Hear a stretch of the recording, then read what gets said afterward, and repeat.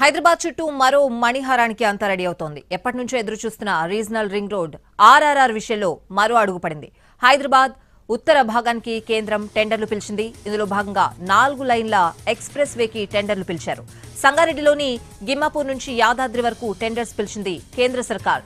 మొత్తం 4 భాగాలుగా రోడ్డు నిర్మాణానికి టెండర్స్ పిలిచింది. మొత్తం 5,555 కోట్ల రూపాయల పనులకు టెండర్లను కాల్ఫర్ చేశారు. 2 సంవత్సరాల్లో రీజనల్ రింగ్ రోడ్ నిర్మాణం పూర్తి చేయాలని నిబంధన విధించారు. హైదరాబాద్ చుట్టూ మరో మణిహారానికి అంతా రెడీ అవుతోంది. ఎప్పటి నుంచో ఎదురు చూస్తున్న రీజనల్ రింగ్ రోడ్ ఆర్ఆర్ఆర్ విషయంలో మరో అడుగు పడింది. హైదరాబాద్ ఉత్తర భాగానికి కేంద్రం టెండర్లు పిలిచింది. ఇందులో భాగంగా 4 లైన్ల ఎక్స్ప్రెస్ వేకి టెండర్లు పిలిచారు. సంగారెడ్డిలోని గిమ్మాపూర్ నుంచి యాదాద్రి వరకు టెండర్స్ పిలిచింది కేంద్ర సర్కార్. మొత్తం 4 భాగాలుగా రోడ్డు నిర్మాణానికి టెండర్స్ పిలిచింది.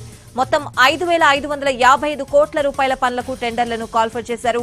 2 సంవత్సరాల్లో రీజనల్ రింగ్ రోడ్ నిర్మాణం పూర్తి చేయాలని నిబంధన విధించారు.